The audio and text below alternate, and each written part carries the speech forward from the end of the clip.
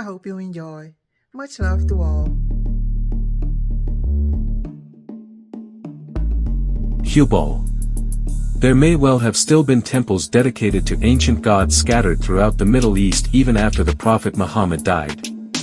One of the foremost of these deities was the moon god Hubaal, sometimes rendered as Hubaal. The origin of the name is unknown, but it is thought to have derived from an Aramaic word for spirit, and that this god was worshipped in Upper Mesopotamia from very early times. Some have argued that Hubaal was a former incarnation of the god Baal, mentioned in the Bible, but this is unlikely because Baal or Baalat was a god of the Phoenicians. A splendid idol of the god was placed above the Kaaba or inner mosque in Mecca where it was worshipped by pilgrims. Indeed, if accounts are to be believed, there were some 360 idols in the temple or mosque. Some of these were thought to have been either connected to, or manifestations of, Hubaal.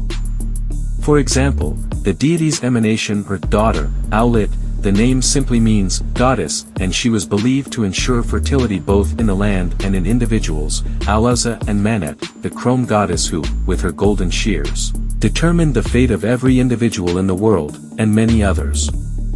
There were also supposed to be regional gods amongst the idols that determined the lives of groups of people by their merest whim. Muhammad overthrew these idols when he entered the Kaaba, starting a movement which would unify much of the Arab world under a single God, Allah. In his call to prayer, the muezzin announced to the faithful that there is no God but Allah, and this may very well be reflective of these pre-Mohammedan times. And yet the influence of the ancient gods lingered on, in the form of elemental forces and distinct entities lurking in the shadows. It was on their powers that the Kahins sometimes relied when issuing their prophecies, and their powers might also be felt in other ways against those who followed the developing monotheistic religion. Somewhere in the back of the Middle Eastern mind they continued to wait, and watch, and in some cases, act.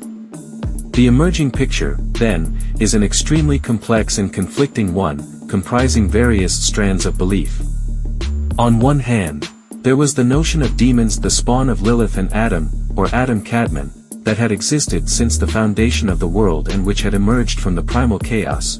On another there was the idea of the clinging souls, not quite ghost, not quite demon, but enjoying supernatural power, and yet another strand comprised the old gods, worshipped before the advent of Islam, that hadn't quite gone away.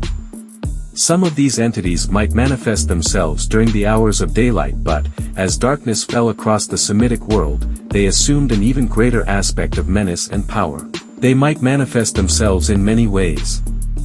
Most of them were invisible, little more than shadowy, barely definable presences that brought sickness and disease in their wake, and others might be more corporeal, capable of inflicting terrible injuries if they so chose.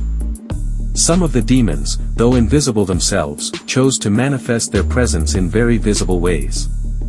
The most common form, found in many rural areas of the Middle East, were the jinn. Thank you for watching. I hope to see you again soon.